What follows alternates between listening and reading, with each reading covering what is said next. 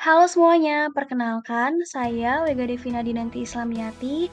Saya merupakan peserta pelatihan dasar CPNS Kabupaten Majalengka gelombang 2 angkatan 6 kelompok 3 NDH 35.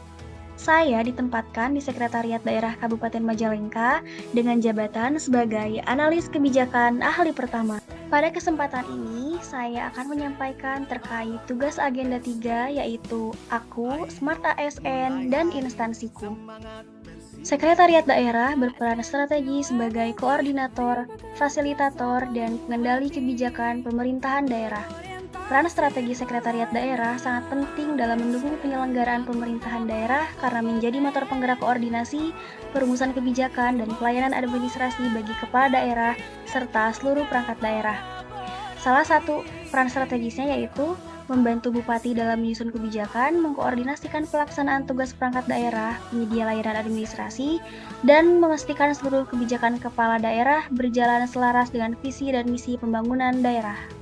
Adapun visi Sekretariat Daerah itu sendiri mengikuti visi pemerintah Kabupaten Majalengka saat ini, yaitu terwujudnya Majalengka Langkung Sae menunjukkan komitmen dan optimisme untuk bekerja lebih baik tanpa merendahkan masa sebelumnya. Dengan misi membangun kehidupan beragama dan sosial Langkung Sae, meningkatkan kualitas mutu kesehatan, pendidikan, dan keterampilan masyarakat, meningkatkan konektivitas dan pemerataan pembangunan berbasis desa serta tata ruang berkelanjutan, meningkatkan produktivitas dan daya saing ekonomi melalui pemanfaatan teknologi digital serta pemanfaatan branding, kemudian meningkatkan kualitas, produktivitas, dan kelestarian lingkungan hidup, serta optimalisasi reformasi birokrasi pemerintahan yang kolaboratif dan inovatif. Berikut merupakan struktur organisasi sekretariat daerah.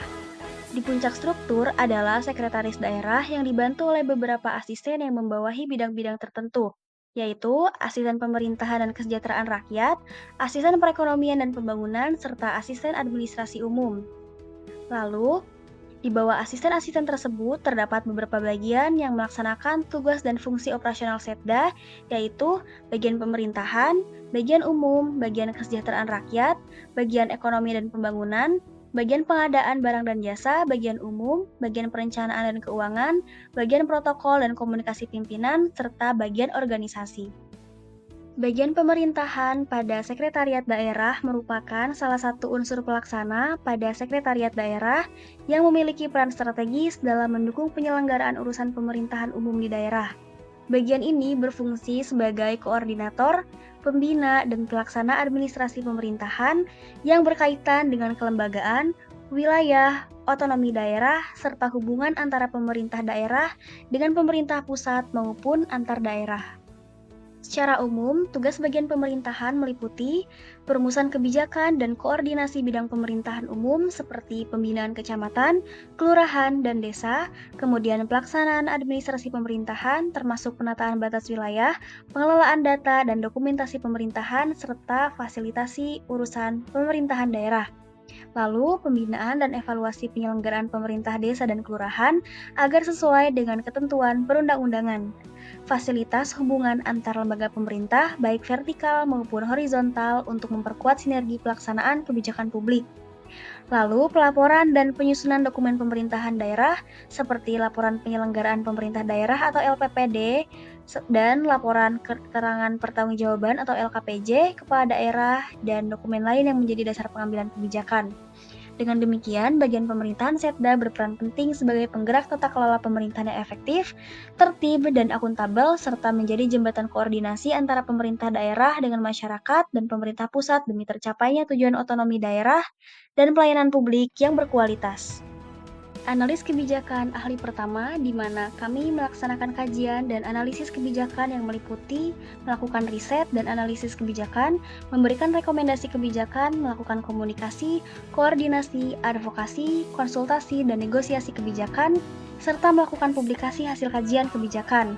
Dengan uraian tugas, menyediakan informasi terkait perumusan masalah kebijakan, merumuskan isu-isu kebijakan ke dalam rumusan masalah kebijakan, melaksanakan pemantauan dan evaluasi implementasi kebijakan, menyediakan rekomendasi kebijakan, melakukan kerjasama dan konsultasi dengan pejabat publik dan pemangku kepentingan, serta melaksanakan tugas kedinasan lainnya yang diberikan pimpinan sesuai tugas dan fungsinya.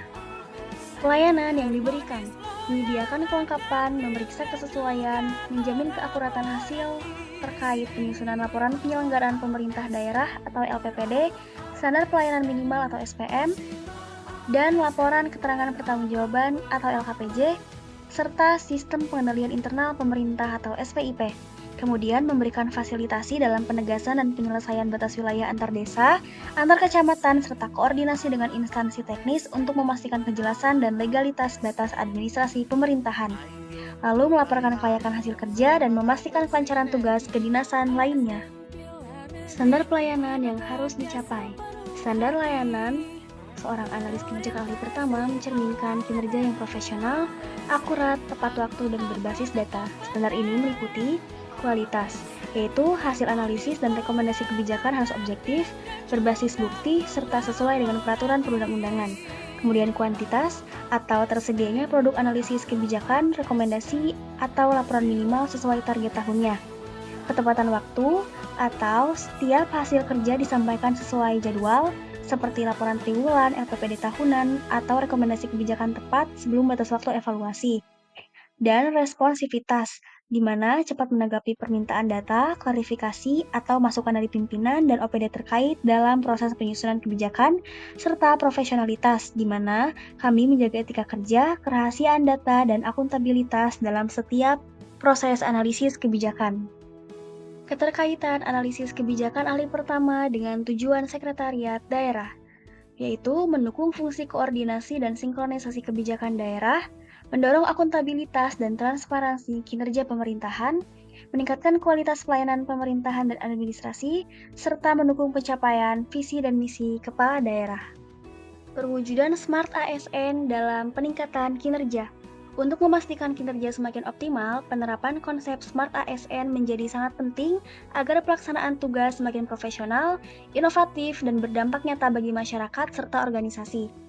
Analisis kebijakan ahli pertama harus berkomitmen mewujudkan Smart ASN melalui digitalisasi sistem pemerintahan yang harus dicapai, yaitu dengan membangun pola pikir digital atau digital mindset dengan memanfaatkan teknologi informasi dalam setiap aspek pekerjaan, kemudian membangun jejaring lintas sektor dan instansi, penguatan kompetensi dan pembelajaran berkelanjutan, serta menjunjung integritas tinggi dalam ruang digital. Dengan menginternalisasi nilai-nilai berakhlak dan prinsip Smart ASN, maka kinerja individu akan sejalan dengan tujuan besar, yaitu mewujudkan tata kelola pemerintahan yang efektif, inovatif, transparan, dan akuntabel dalam memberikan pelayanan terbaik kepada masyarakat.